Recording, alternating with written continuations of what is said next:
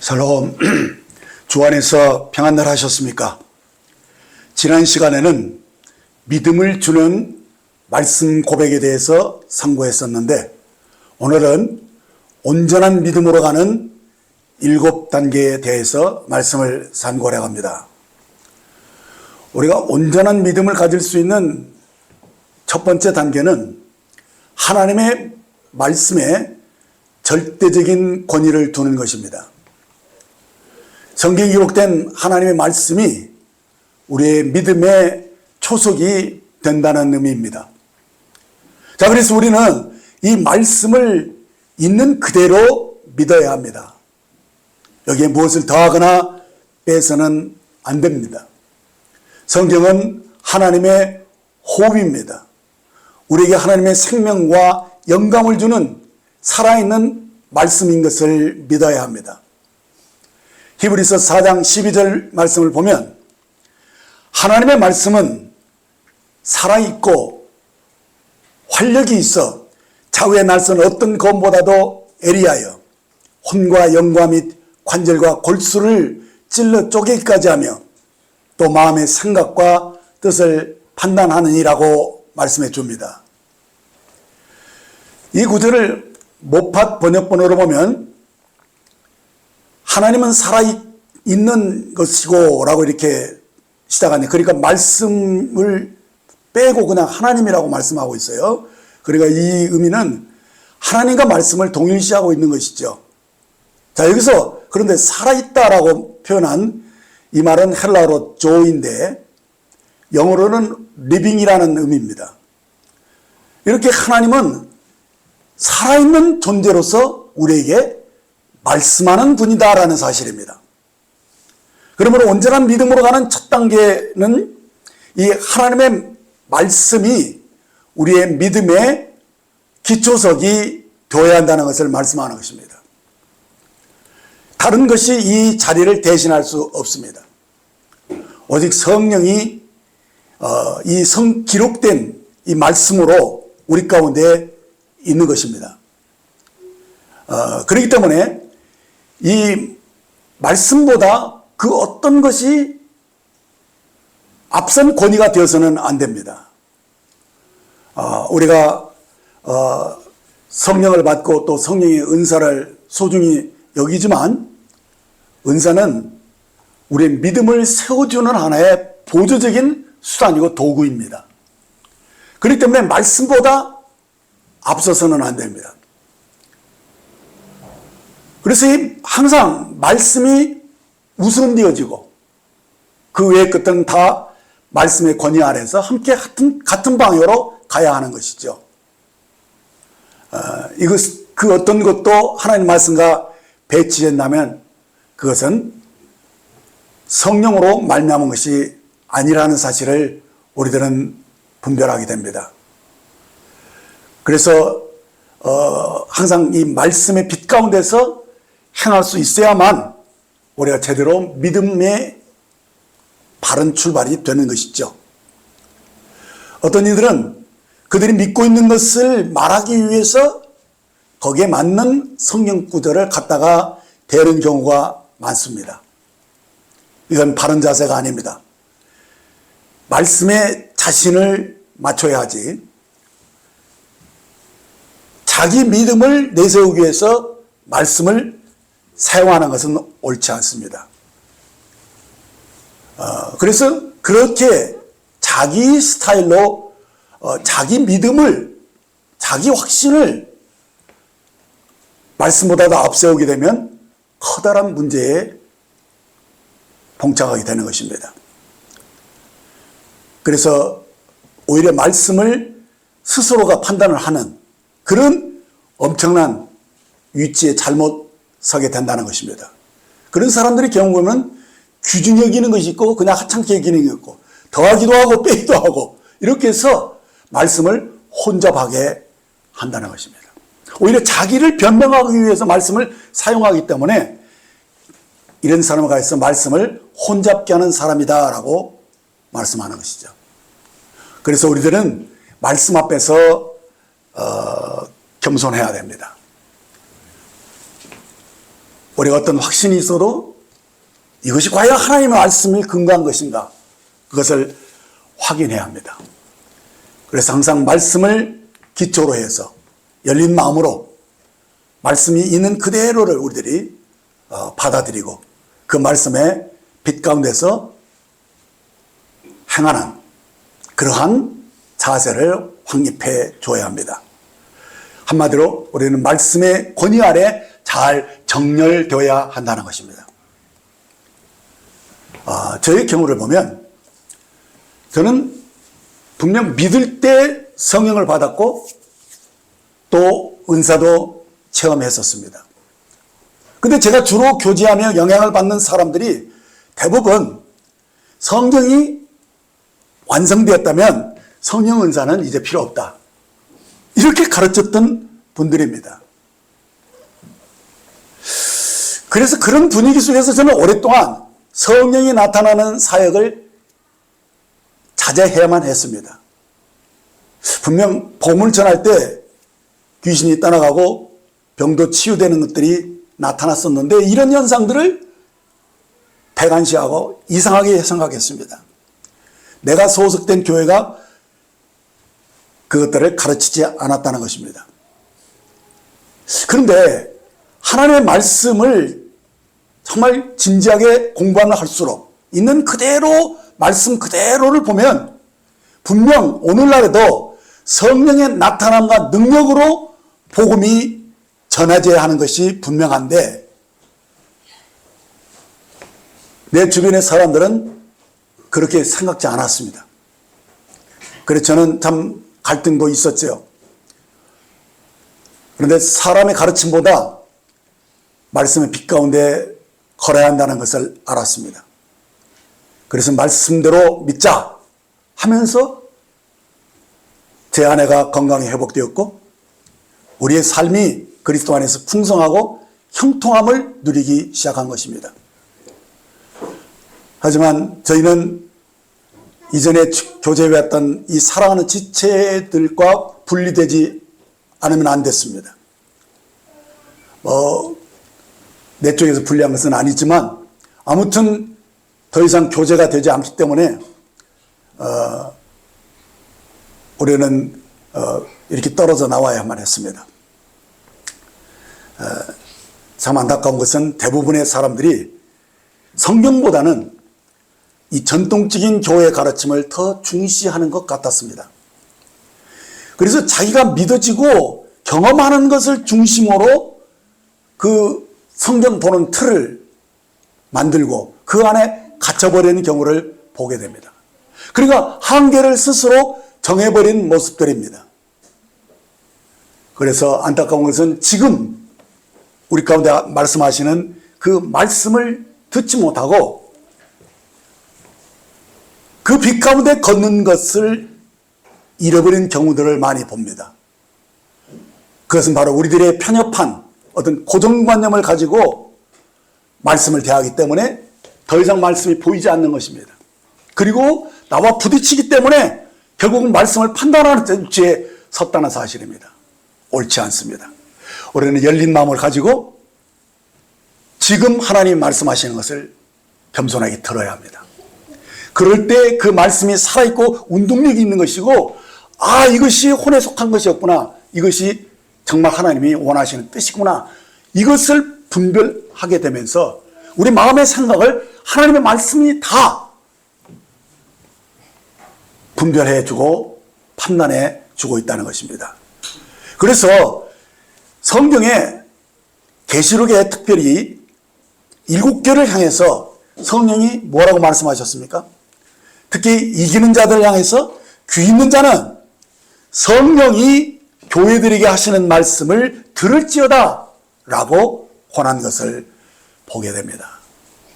이렇게 우리가 온전한 마음을, 온전한 믿음으로 가기 위해서 우리가 반드시 거쳐야 하는 것은 이 성경의 권위를 믿음의 초석으로 우리가 올라서야 한다는 것입니다. 자, 이제 두 번째 계단은 그리스도 안에서 우리는 구속의 실제를 붙잡아야 합니다. 이 말은 우리가 믿는 바를 교리나 어떤 사람의 가르침으로, 신조로 받지 말고 실제로 말씀의 실체를 경험하는, 그래서 우리가 구속받은 사람이라면은 우리가 사단의 권세에서 이제는 완전히 자유케 되었다. 율법의 저주가 우리와 상관이 없게 되었다. 그래서 이제 우리가 하나님의 유업을 누리는 자가 되었다. 이렇게 말씀하시는 것을 그대로 믿어야 됩니다. 믿어야지 실제를 경험할 수 있는 것입니다. 고린도서 1장 12절에 14절을 보면 우리로 하여금 빛 가운데서 성도의 기업의 부분을 얻기에 합당하게 하신 아버지께 감사하게 하시기를 원하노라. 그가 우리를 흑암의 권세에서 건져내사 그의 사랑의 아들의 나라로 옮기셨으니 그 아들 안에서 우리가 속량 곧 죄사함을 얻었도다라고 말씀해 줍니다. 우리가 그리스도 안에서 성도의 기업부에 들어갔다는 사실, 거기에 합당한 자격을 얻었다는 사실, 이 얼마나 놀라운 사실입니까?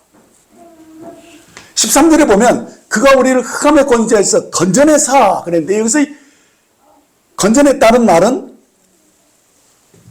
이미 완성된 얘기죠. 건져낼 것이라는 얘기가 아닙니다. 그리고 여기서 특히 주의할 말이 권세입니다. 영어 성경으로는 파워라고 나와 있습니다. 그리고 우리가 이 음부의 파워에서, 이 흑암의 권세에서, 마귀의 영향력에서 우리가 건져내졌다라는 사실입니다. 이미 주님이 값을 지불하셨고 우리에게 죄사함 곧 구속이 이루어졌다면 이제 우리는 이 모든 것으로부터 벗어났다는 것입니다.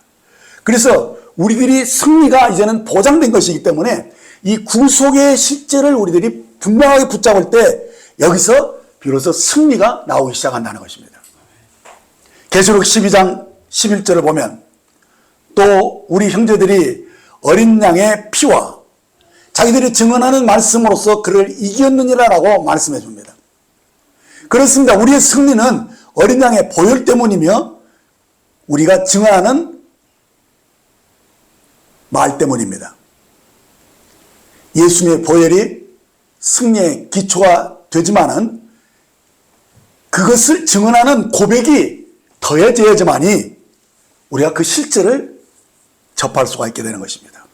그래서 이 믿음을 가진 사람들은 원수를 대항해서 싸울 수 있는 자리를 확실하게 확보한 사람이 되는 것이죠. 사단이 죄 아래 있는 사람들을 다 주관합니다. 근데 우리들이 이 죄로부터 구속됐잖아요. 그렇기 때문에 더 이상 사단이 우리를 실제로 만질 수 없다는 것입니다. 왜? 우리가 사랑의 아들의 나라로 옮겨져 버렸기 때문에 이제 더 이상 마귀의 영향력 아래 있지 않다는 사실입니다. 이것이 구속의 은혜죠. 구속함을 입은 사람들은 흑암의 권세에서 벗어나서 이제 하나님 나라로 옮겨졌으므로 이제 사단의 파워가, 그 영향력이 나와는 상관이 없다라는 사실을 분명하게 아는 것입니다. 그렇습니다. 우리가 새 생명으로 살 때 이제 우리는 더 이상 그 어떤 것도 우리는 정죄를 당치 않고 사단의 영향력이 나에게 미치지 못한다는 것입니다. 이렇게 우리가 어린 양의 피를 우리가 믿고 입으로 고백할 때 그 실제로 성령님의 능력으로 이 음부의 권세를 파할 수 있는 그런 힘을 얻을 수 있는 것입니다. 왜요? 우리가 그리스도 안에서 새로운 피조물이기 때문에. 이전 것은 다 지나갔습니다. 과거에 우리는 죄의 종들이었지만 그러나 이제는 사단의 지배가 끝났다는 것입니다. 이제 우리가 새로운 피조물은 그리스도의 새로운 몸이라는 것입니다. 우리 구주 예수님 우리의 머리이고 우리는 그 나라에 동참한 그의 몸입니다. 그렇기 때문에 이제 그리스도를 머리로 한 그 몸이 되었기 때문에 이제 머리의 지시를 쫓아서 몸이 그리스도의 하신 일들을 행할 수 있다는 것입니다. 음부의 권세가 교회를 이기지 못한다는 것은 실제로 주님이 이 땅에서 행하신 것처럼 우리들이 이 세상을 이제는 이길 수 있고 또 주님의 뜻을 이 땅에 나타낼 수 있는 그리스도의 몸으로서 기능할 수 있게 되었다는 것입니다. 하지만 아직도 많은 사람들이 이 진리를 제대로 이해하지 못하고 있기 때문에 이것을 자꾸 어렵게 생각합니다. 세상을 이기고 음부의 권세를 대적하는 것, 승리하는 삶, 이런 것들을 어렵게 생각하는데 왜 그러느냐?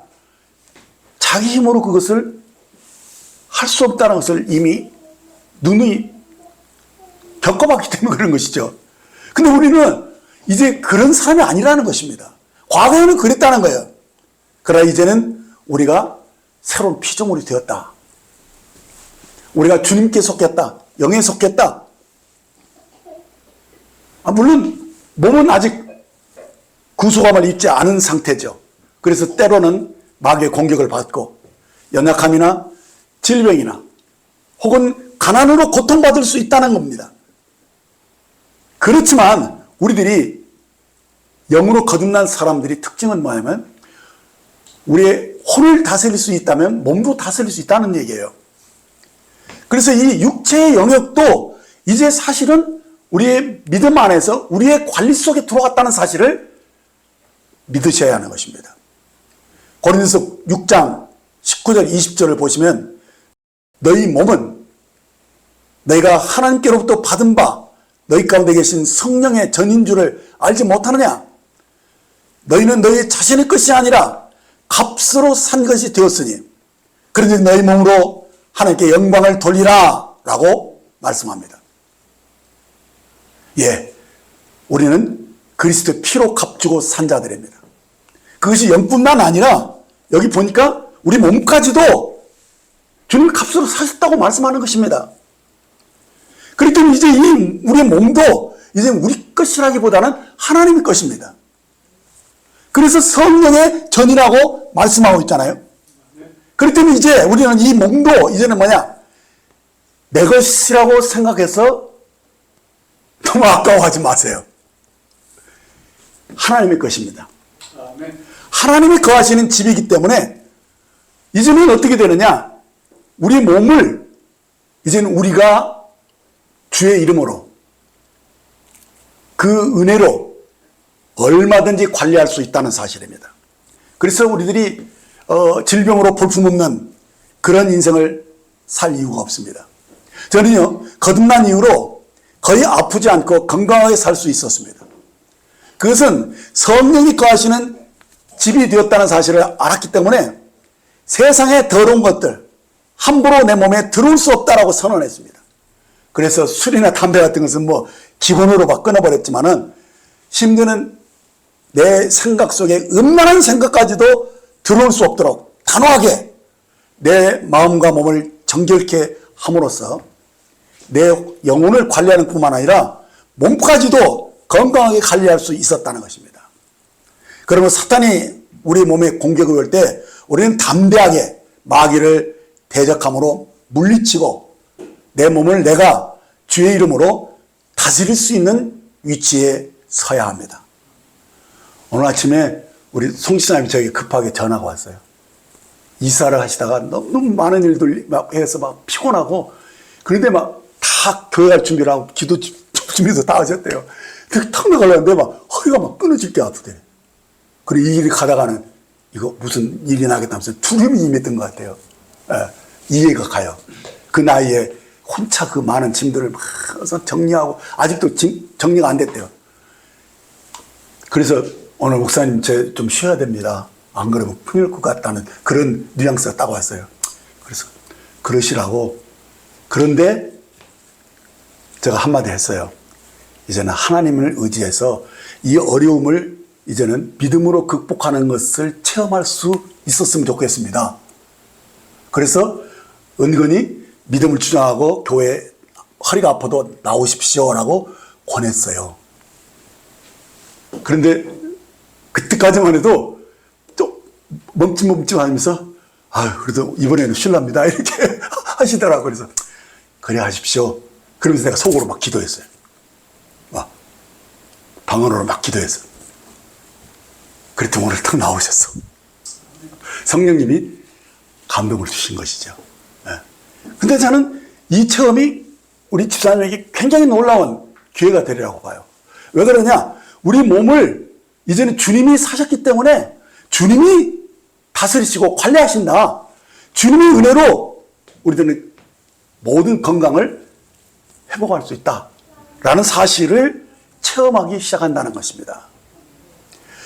그래서요, 사실 처음부터 그런 믿음을 구사하는 것은 그렇게 뭐 어려운 것은 아니지만 또 쉽지도 않아요. 왜냐면 내 몸이기 때문에 굉장히 뭐 잘못되는 것 같으면 막 두려움이 오거든요. 예. 그런데 작은 것부터 하십시오.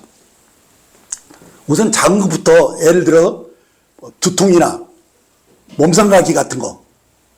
그러니까 긴급 조치가 취해지지 않아도 되는 것부터 뭐 약을 먹으면 쉽게 해결될 수도 있어요. 그렇지만 잠시 힘들어도 이제는 약이 아니라 내 믿음의 고백으로 내 몸을 복종시키는 훈련을 해보시기 바랍니다. 그렇게 되면요, 그 믿음들이 자꾸 쌓이잖아요. 그래서 믿음의 담력이 딱 분명해지면 어떻게 되느냐, 몸의 큰 질병도 다스릴 수 있게 되는 거예요. 제가 얼마 전에 제 소변에 막 거품이 많이 일어났어요. 우리 집들이 다 내리기 그래요. 신장이 약해요. 그런데 그게 나의 모습인 줄 알았어요.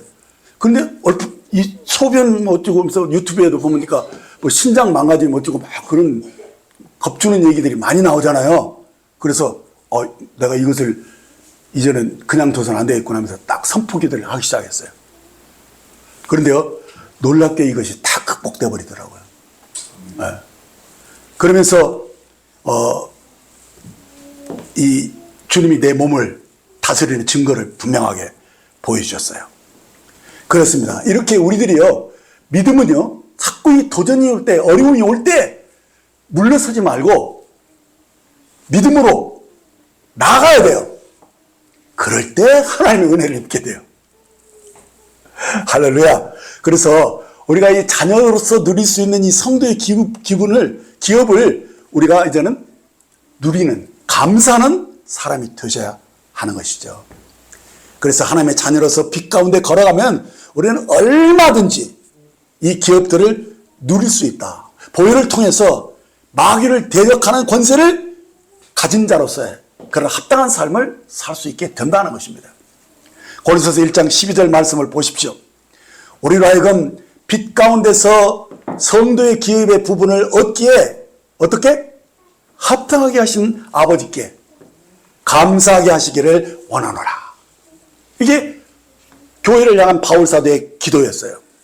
그러니까 우리들이 이 성도의 기업의 부분을 경험하고 참여하는 그런 것이 감사가 넘치기를 원했던 것이죠. 근데 그것들은 전부 다 우리들이 문제 속에서 일어나는 거예요. 문제가 있을 때 두려워하지 마세요.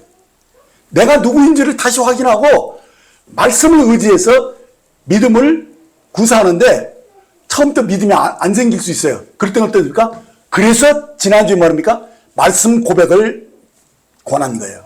말씀을 고백하세요. 언제 믿음이 생길 때까지 고백하시면 돼요. 내가 누구인가를 반복해서 막 이렇게 하잖아요. 그러면은 믿음이 딱 생겨요. 이런 거 나 이길 수 있어. 이렇게 하면서 어렵지 않아요. 우리는 어린 양의 보혈을 기초로 해서 그것을 통해서 우리가 구속이 되었다. 이제는 하나님의 것이 되었다. 마귀가 더 이상 우리를 만질 수 없다. 나는 사랑의 나라로 옮겨진 자다. 이것이 기초잖아요. 그렇죠? 그래서 이것을 고백하면서 입으로 고백하는 거예요. 그래서 고백하면 주님의 보혈을 고백하면서 내가 성도의 기업을 얻을 수 있는 그런 믿음으로 딱 세워지는 거예요. 그렇게 해서 우리의 삶이 하나님께 영광을 돌리는 삶이 되어야 합니다. 자, 이제 세 번째 단계로 들어가서 우리가 새로운 피조물의 실제임을 우리가 선포함으로써 이것을 실제로 누려야 하는 것입니다. 다 같이 고린도서 5장 17절 말씀을 함께 암송해 보도록 하겠습니다. 시작. 그런즉 누구든지 그리스도 안에 있으면 새로운 피조물이라. 이전 것은 지나갔으니 보라 새 것이 되었도다. 예, 온전한 믿음을 가지기 위해서 우리는 이 새로운 피조물의 실체를 알아야 합니다. 예수께서 나무에 달려 그 몸으로 우리 죄를 담당하심으로써 하나님께서 우리를 그리스도 안에서 새롭게 창조하셨습니다. 이 진리는 실제입니다. 이것은 믿음으로 우리가 선포할 때 이미 그 실제를 누릴 수 있도록 되어 있는 것입니다. 내가 새로운 피조물로 태어났다라는 사실을 고백할 때 그 믿음이 우리 그것을 실제가 되게 해주는 것이죠. 자, 그래서 우리가 순간순간 우리들이 겉사람이 의식될 때는 굉장히 힘들어지죠. 그런데 나는 그리스도 안에 새로운 피조물이다. 이건 속사람을 얘기하는 거잖아요. 그래서 내가 이 속사람이 말씀으로 태어난 사람인 것을 우리가 고백할 때 이것은 내가 하나님의 생명으로 그 본성에 참여하고 그 성품이 내 안에 있다는 사실을 인정하는 것이 되는 거였거든요. 그래서 내가 하나님의 자녀다. 내가 아버지의 생명을 가졌다. 그래서 마귀가 나와는 상관이 없다. 영적인 죽음은 끝났다. 이제 나는 생명형으로 옮겨졌다. 이런 기본적인 것들이 우리 입술로 고백이 되어지기 시작하면 그것이 실체로 내 심령이 강건해지기 시작하는 것입니다. 그래서 요한 사도는 요한일서 3장 14절에서 우리는 형제를 사랑함으로 사망에서 옮겨 생명으로 들어간 줄을 알거니와 사랑하지 아니하는 자는 사망에 머물러 있느니라 라고 말씀한 것입니다. 우리가 하나님의 자녀다. 그래서 우리가 한 가족이기 때문에 서로 사랑해야 된다라는 어떤 당위성 이전에 우리는 하나님의 자녀이기 때문에 하나님의 성품을 가졌다. 그래서 우리는 그리스도 안에 있는 가족들을 서로 사랑할 수 있다. 그런 능력이 내 안에 있다라는 사실이 그 속에 믿어지기 때문에 그래서 그냥 자연스럽게 우리가 한 식구이니까 친밀하게 사귐을 나누고 교제를 하는 그것을 그냥 당연시 하게 되는 것이죠. 그러지 않으면 그거 이상하다는 거예요. 어떻게 구원받은 사람이 다른 사람을 미워하고 이렇게 서로 분쟁할 수 있겠느냐. 그래서 그냥 자연스럽게 새 피조물이니까 우리는 서로 사랑할 수 있는 관계가 되었다. 이것을 고백한다는 거예요. 요한복음 7장 23절에 이렇게 말했어요. 곧 내가 그들 안에 있고, 이 주님이 기도죠. 기도문이 돼. 내가 그들 안에 있고 우리 안에 계신다는 말이죠. 아버지께서 내 안에 계셔 그들로 온전함을 이루어 하나가 되게 하려 함은 아버지께서 나를 보내신 것과 또 나를 사랑하신 것과 같이 그들도 사랑하신 것을 세상으로 알게 하려 함으로써이다 라고 기도하셨던 것입니다. 왜?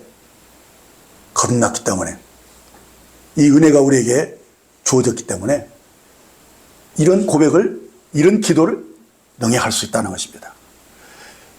베드로 사도는 베드로전서 1장 23절에서 너희가 거듭난 것은 썩어질 씨로 된 것이 아니요 썩지 아니 씨로 된 것이니 살있고 항상 있는 말씀으로 되었느니라 라고 말했습니다. 우리를 하나님의 말씀으로 낳으셨다는 것입니다. 말씀의 씨앗이 내 속에서 하나님의 생명을 발화시키고 그 생명이 이제 풍성하게 자라나 열매를 맺는 그런 구조로 바뀌었다는 거예요. 네. 영으로 거듭났다는 것이 바로 그런 의미죠. 그래서 우리들이 하나님의 기업의 그 상속자가 이미 되어 있다는 거예요. 우리가 그래서 이 말씀의 씨가 떨어져서 지금 자라나고 있잖아요.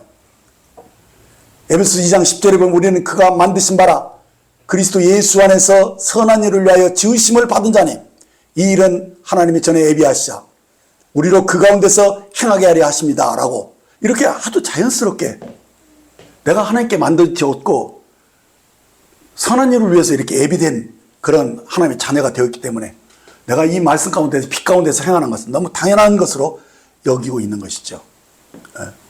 그렇기 때문에 이 하나님이 나를 새로운 피조물로 만들었다는 이 사실에 대해서 여러분들이 굉장히 기뻐하고 이것을 여러분들이 굉장히 존귀하게 여겨야 돼요. 그러니까 이건 막 엄청난 복을 받은 거잖아요. 그죠?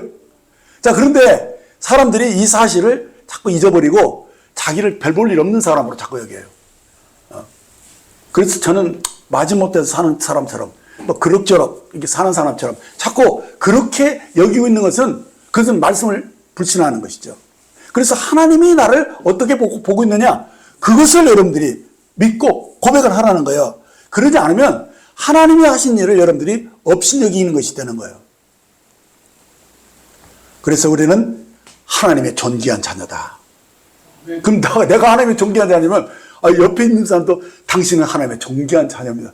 그래서 당연히 그렇잖아요.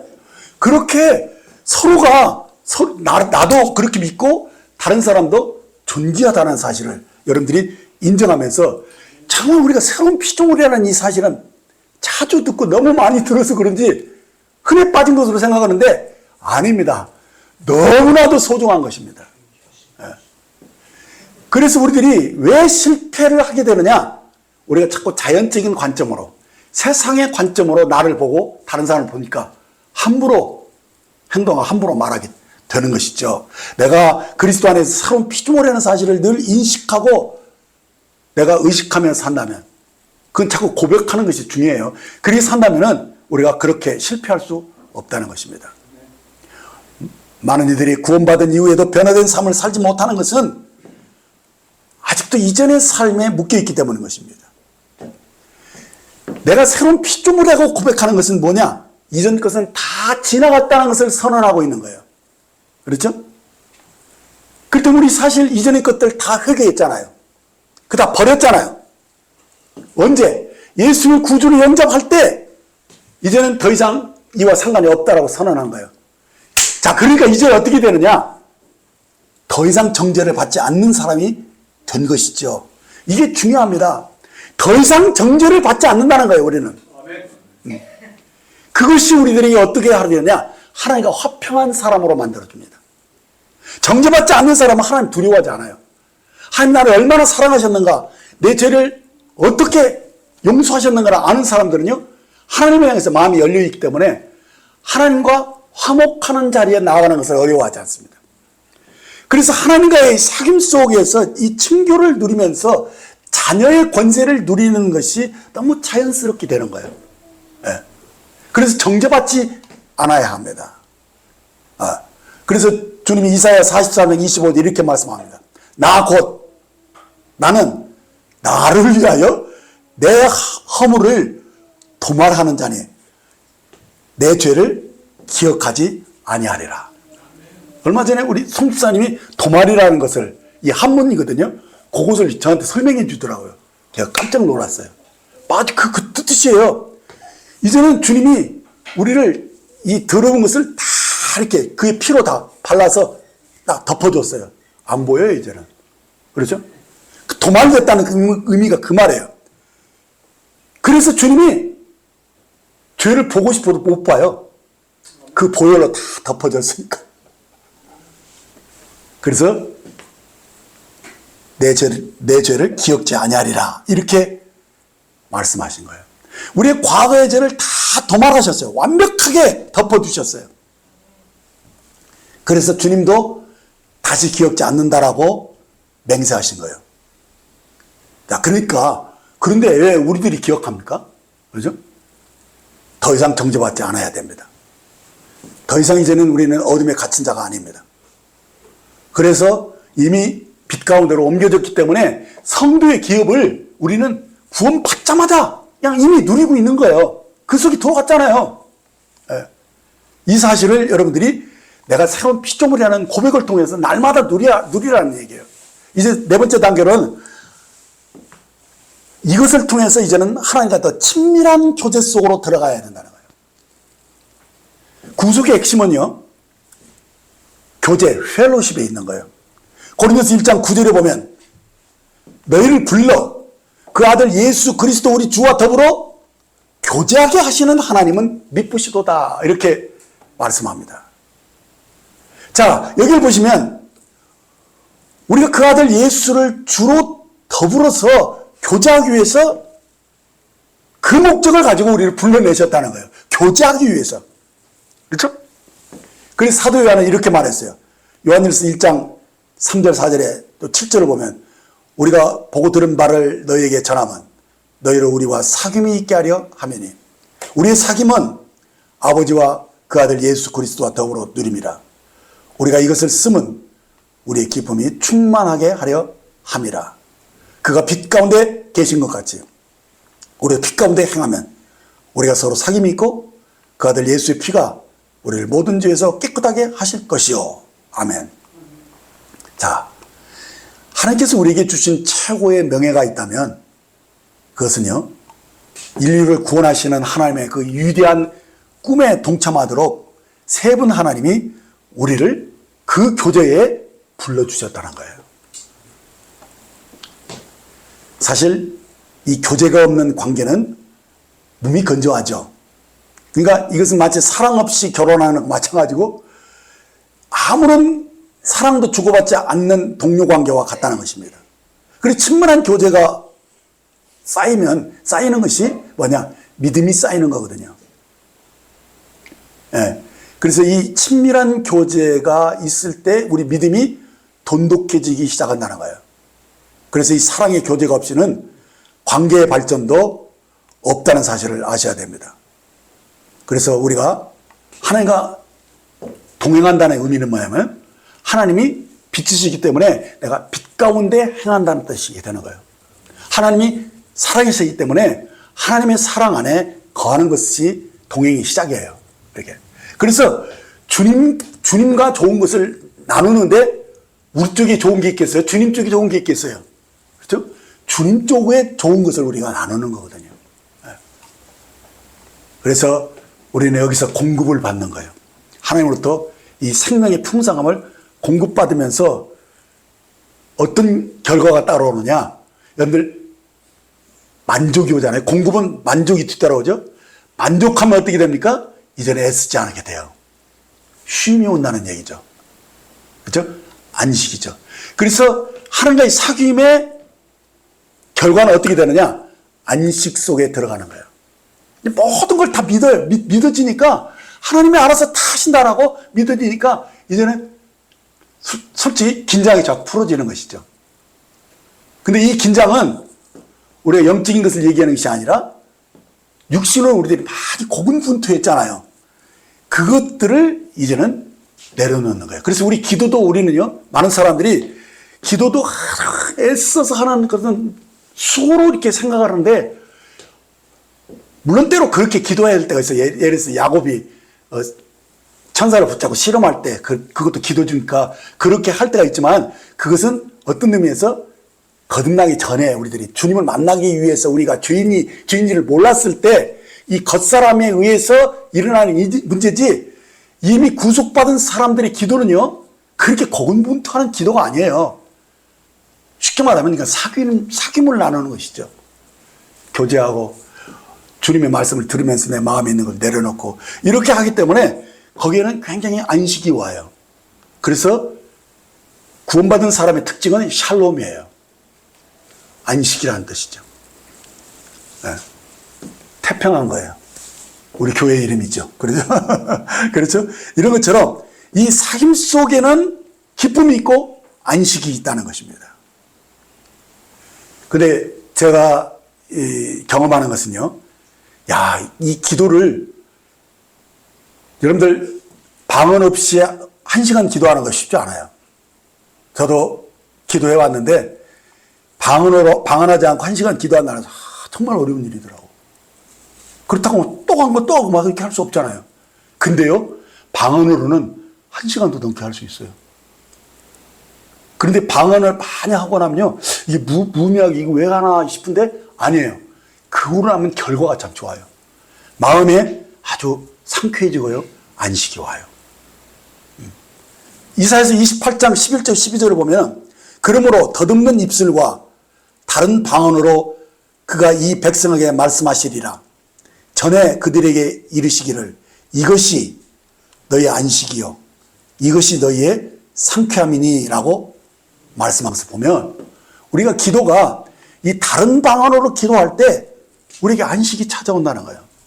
그리고 하나님의 뜻을 그렇구나 하면서 깨달음을 통해서 마음이 새롭게 되고 상쾌해지는 그런 은혜를 발견하게 되기 때문에 사도와는 누구보다도 방언 말하기를 많이 한다고 했던 것 같습니다.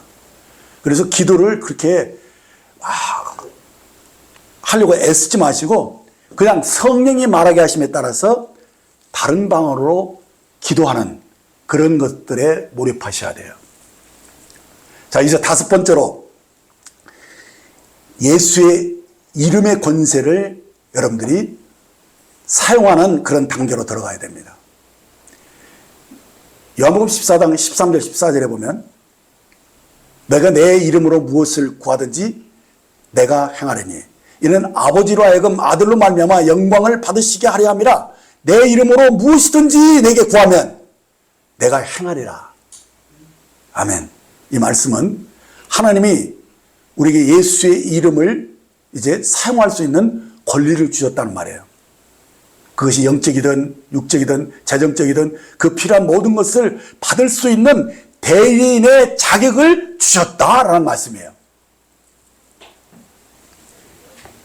그렇죠. 우리가 구원받기 전에는 세상에 있었어요. 그래서 세상 임금이 누굽니까? 마귀죠. 그래서 마귀에게 사실 충성하는 사람이 어떤 면에서 잘 살 수 있었어요. 근데 이제는 바뀌었잖아요.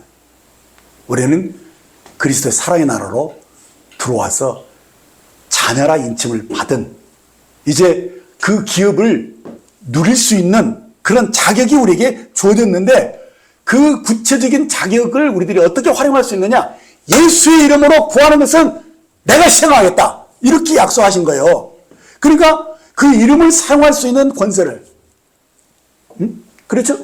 여러분들 엄청난 이 재정도 누가 사인하느냐에 따라서 그것이 은행에서 지불하지 않느냐가 결정되잖아요. 우리가 예수의 이름으로. 우리의 코드는 비밀번호는 예수의 이름이에요. 예수의 이름이면 나와요. 그렇기 때문에 그것을 여러분들이 이제 누리는 삶을 살아야 된다는 거예요. 근데 이것은 뭐냐? 기도응답에 대한 확신을 얘기하는 건데 이 기도응답의 확신은요. 어디서 일어나는 겁니까? 그 예수의 이름이 얼마나 위대하고 탁월한 비길 수 없는 그런 권세의 이름인 것을 아는 데서 그 믿음이 생기는 거거든요. 근데 우리들이 자꾸 기도하고도 참 믿지 못하는 이유는요. 예수 이름이 얼마나 엄청난 그 위대한 이름인지 그것을 막연하게 알기 때문에 그런 것인데 에베소서 1장 21절을 확대 번역본으로 제가 읽어드립니다. 모든 통치와 권세와 능력과 주권과 이 시대와 이 세상뿐 아니라 오는 시대와 세상에 일컬는 모든 이름 위에 뛰어나게 하시고 이렇게 말씀하고 있습니다. 그렇습니다. 예수의 이름으로 하는 기도는 하늘과 땅 아래에서 가장 위대한 이름의 그 권세로 우리가 주님께 청구하는 거예요. 그러니까 이 은혜와 영광은 말로 형용할 수가 없어요. 그래서 이 예수의 이름에 권세가 있음을 알았던 확실히 믿었던 베드로와 요한이 사도행전 초두에 일을 내잖아요. 무슨 일을 냈습니까? 성전 미문에 앉아있는 나면서부터 장애인으로 걷지 못했던 그 구걸하는 사람을 향해서 내가 은과 금은 내게 없지만은 내가 내게 이르노니 예수의 이름으로 걸어라! 이렇게 하니까 놀랍게 그거 막 일어나서 걷고 뛰면서 하나님을 찬양하는 기적이 일어났잖아요. 이게 어디서 어떻게 생긴 결과냐? 예수의 이름으로 구한 결과이거든요. 자, 그래서 사도행전 3장 14절 16절 보면 뭐라고 설명을 하냐. 이 안진뱅이가 막 걷는 것을 보고 사람들이 막 구름대처럼 모여들어왔어요. 그래서 지금 그 이유를 설명하고 있는 거예요. 너희가 거룩하고 의로운 일을 거부하고 도리어 살인한 사람을 놓아주기를 구하여 생명의 주를 죽였도다. 그러나 하나님이 죽은 자 가운데서 그를 살리셨으니 우리가 이 일의 증인이라. 그 이름을 믿음으로 그 이름이 너희가 보고 아는 이 사람을 성하게 하였나니 예수로 말미암아 난 믿음이 너희 모든 사람 앞에서 이같이 완전히 낫게 하였느니라 라고 말씀한 것을 봅니다. 그렇습니다. 하나님께서 죽은 자들 가운데서 다시 살려내시고 하늘에서 자기의 오른편에 앉히사 모든 통치와 권세와 능력과 주권과 이상뿐만 아니라 온 세상에 일컫는 모든 이름에 뛰어나게 하신 이름, 그 이름의 권세를 아는 베드로와 요한이 안진뱅이를 일으킨 거예요. 성하게 한 거예요. 그래서 이 사람을 성하게 한 것은 내가 한 것이 아니다. 이 만물에 뛰어난 우리 주님이, 교회의 머리로 오신 주님이 우리를 통해서 이 일들을 하신 것 뿐이다 라고 말씀한 것이에요. 그래서 우리가 예수님 머리가 우리가 그의 몸이라는 것을 딱 믿는 사람들은요, 예수님이 나를 통해서 일한다는 걸 믿어요. 예수의 이름으로 그래서 명하면, 안수하면 기적도 일어난다는 것을 믿는 거예요.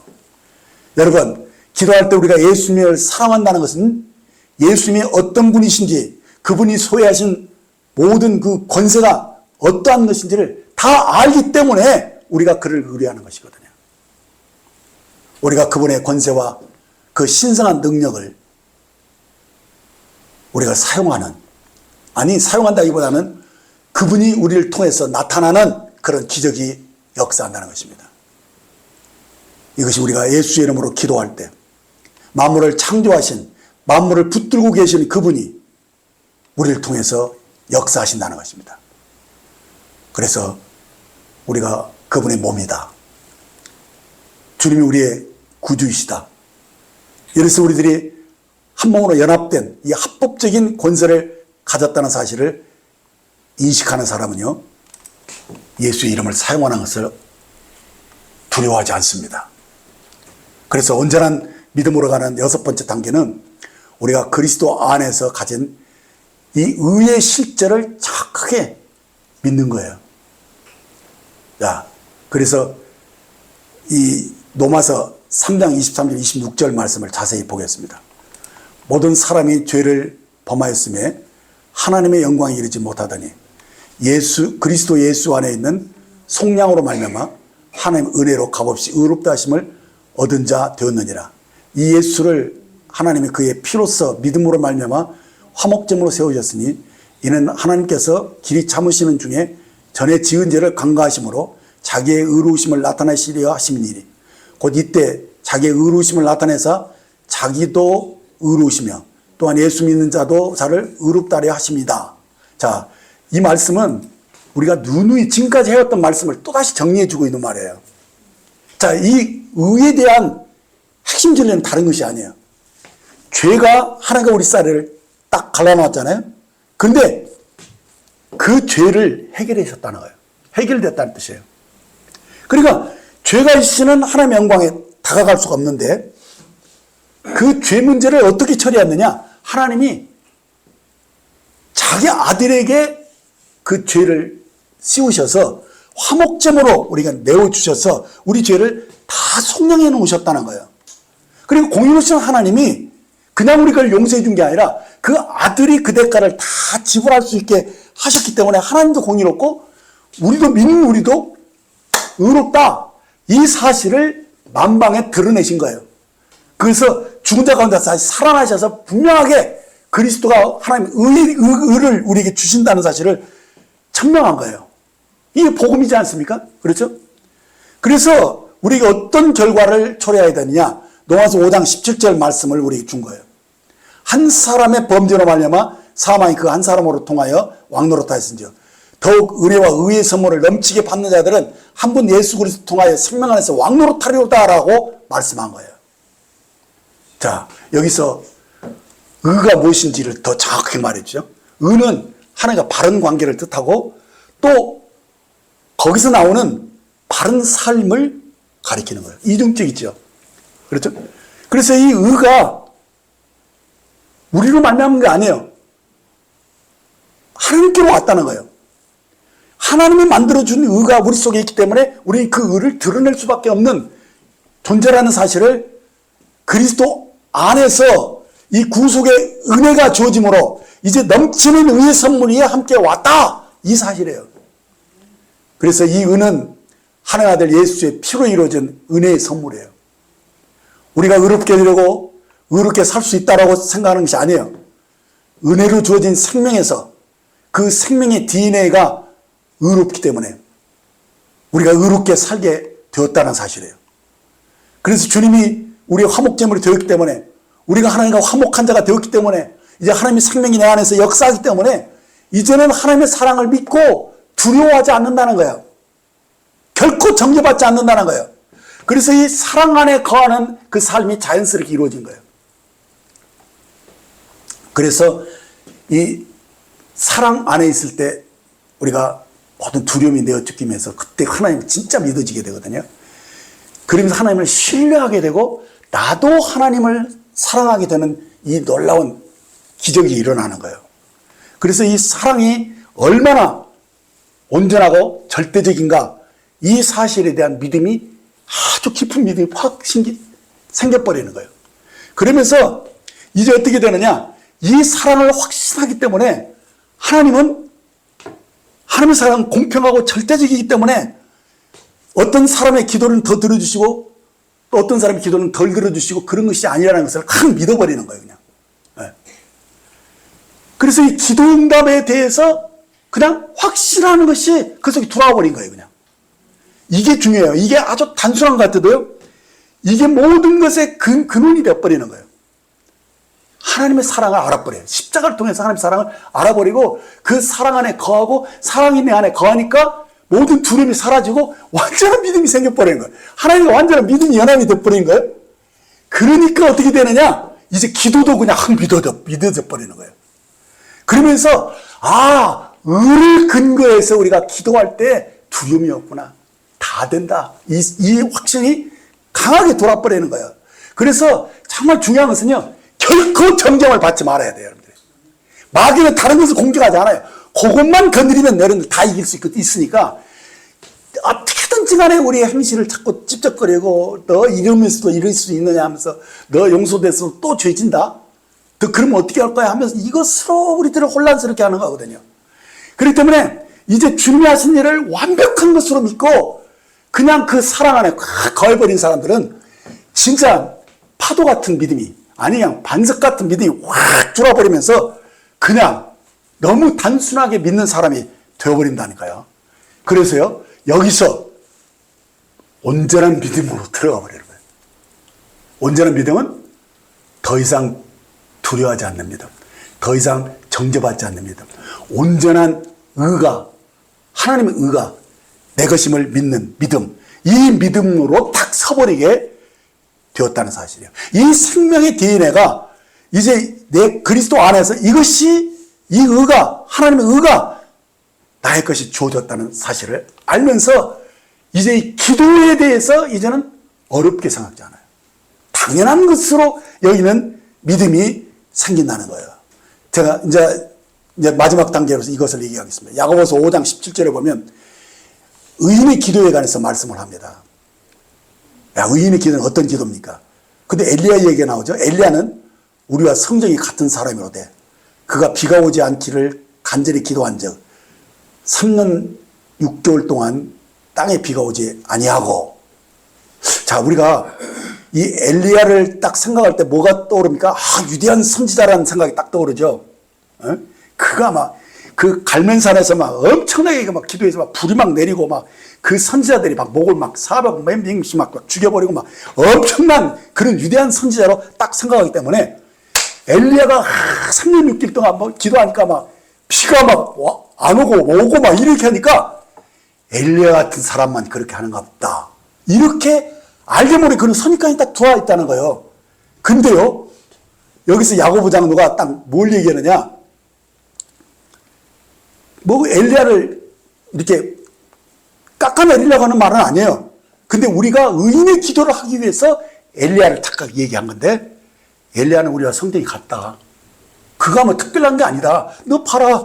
엘리야를 딱 보면은 그가 대승리했을 때는 그랬지만은 이스라엘이 죽이려고 딱 하니까 막 놀래가지고 막 도망가는 빠라. 도망가다가 그 엄청난 길을 뛰어서 가니까 그가 마라토너도 아니고 나중에는 지쳐버리잖아요.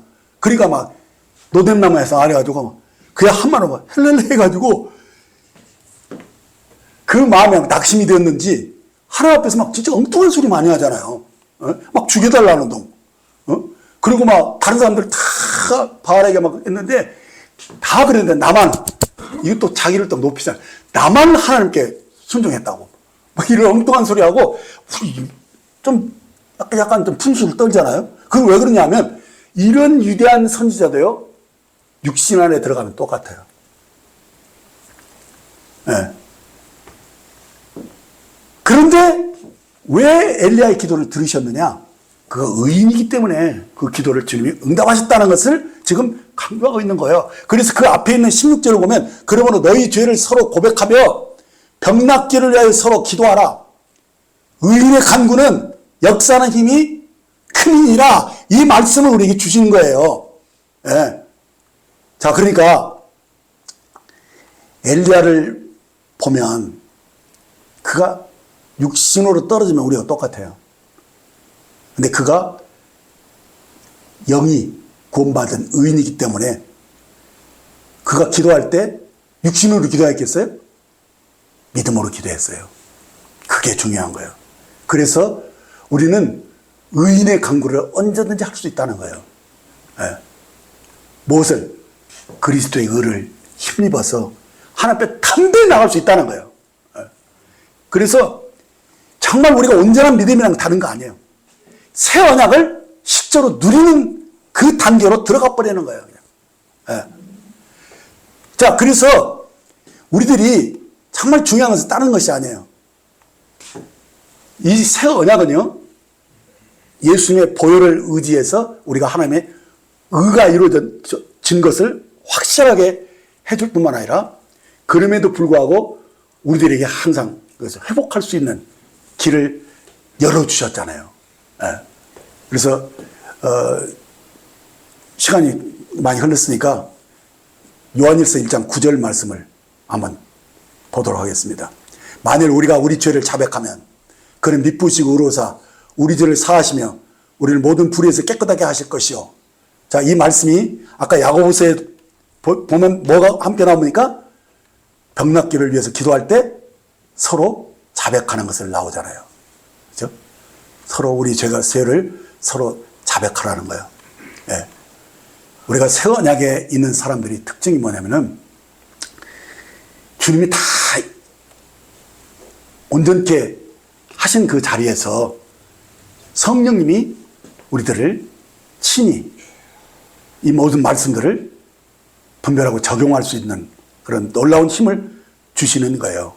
그래서 우리가 기도할 때 성령님이 우리가 혹시 꺼리낌이나 어떤 그런 것들이 딱 있어서 기도가 방해되고 내 혀가 굳어질 것 같고 기도에 자신이 없어지는 그런 마음들 생길 때 있죠? 나만 그러나? 그럴 때요, 자백할 것을 얘기하는 거예요. 주님 보혈을 의지해서 자백하는 거예요. 그러면 너희 죄를 서로 고백하며 병낫기를 위해서 서로 기도하라. 의인의 간구는 역사하는 힘이 크다. 이 말씀 의지할 때 볼 때 우리들이 뭐가 필요합니까? 우리들이 연약함이 얼마나 많습니까? 금방 우리들이 육신으로 넘어지면 우리는 정말 우스꽝스러운 사람이에요, 솔직히. 예.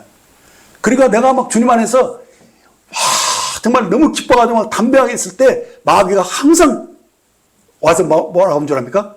야, 너 금방 네 아내하고도 다퉜잖아. 꼭 그거 딱 얘기해요. 아, 마귀는 진짜 무서워요. 그러면서요, 나로 딱 위축되게 만들어요. 그러면 내가 뭐라고 하는 줄 압니까? 딱. 그것도 다 주님이 다 해결하셨어. 예. 그래서 마귀를 딱 거절하죠. 예. 그래서 아무튼 정죄받지 말아야 돼요. 예. 그리고 여러분들도 다 육신 안에 있으면 다 똑같은 거니까 육신에 대해서 막 이렇게 하지 마세요. 괜히 그 심령만 상하니까. 연약하니까 저런가 보다. 그렇게 여기시고 불쌍히 여기면 서로 죄를 자백하면서 그 보혈 안에서 주님의 임재를 회복하면 된다는 거예요. 임재를. 그렇게 해서 담대하게 은혜의 보좌 앞에 담대히 나갈 수 있는 그런 믿음을 여러분들이 가지면 돼요. 그게 온전한 믿음으로 들어가는 7단계의 최첨단을 말씀하는 거예요. 그래서 은혜의 보좌 앞에 담대히 나가서 예수의 이름으로 간구함으로써 여러분의 구하는 것을 받는, 의심치 않고 받는 그런 믿음을 가질 수 있다라는 것입니다. 그렇습니다. 우리는 주 예수 그리스도의 피를 통해서 의로워졌고 이제 큰 확신으로 언제든지 하나님의 임재 안으로 들어갈 수 있는 그런 자격이 있다는 것. 그래서 예수의 이름을 사용해서 병든 자가 있으면 손을 얹을 수 있고 우리가 어떤 필요가 있으면 그것을 기도할 수 있다. 그리고 그 의심치 않고 그것을 응답될 것을 믿는 거예요. 그래서 그 사람 특징이 뭐니까 받은 줄로 믿고 감사하는 거예요. 아직 눈앞에 그런 것이 응답이 안 왔어도 막 감사함으로 믿음으로 막 탁 전진해서 살아가는, 그런데 언제 알지도 못했을 때 그것이 딱 응답이 막 탁탁탁 주어지는 그런 복된 삶이 우리에게 주어진다는 것입니다. 오늘 여기까지 말씀을 듣도록 하겠습니다. 기도하겠습니다. 하늘에 계신 아버지 하나님, 아버지의 사랑과 우리 주 예수 그리스도의 은혜와 성령의 내주하심과 역사하심에 감사와 찬송을 드립니다. 하나님의 죄를 알지도 못하신 이를 우리를 대신하여 죄를 삼으심으로 우리를 그리스도 안에서 하나님의 의가 되게 하셨음을 기억하고 감사와 찬양을 드립니다. 우리가 하나님의 의가 된 것은 우리의 선한 행위가 아닙니다. 이는 전적으로 하나님의 사랑이고 우리 주 예수 그리스도의 은혜입니다. 그래서 하나님이 주신 이 의는 아무도 빼앗아갈 수가 없는 하나님의 의입니다. 그러므로 혹 죄를 지었을지라도 변명하지 않고 우리는 즉시 자백함으로 사함을 얻고 모든 불의에서 깨끗함을 받을 수 있음을 믿습니다. 그러므로 언제 어디서든지 우리는 의인의 간구를 할 수 있는 자임을 믿습니다. 우리 가정과 우리 주변에 이 은혜의 복음을 듣고 구원받아야 할 그런 사람들, 이런 사람들을 저희들에게 붙여주시기 원합니다. 주님, 저희를 의의 병기로 추수의 일꾼으로 사용해 주옵소서. 저희로 모든 선한 청지의 삶을 살 수 있는 능력에 이 기름 부음을 더하여 주옵소서. 우리가 주님과 동행하기를 원합니다. 빛 가운데 걷기를 간구합니다. 감사합니다. 우리 주 예수님의 이름으로 기도했습니다. 아멘.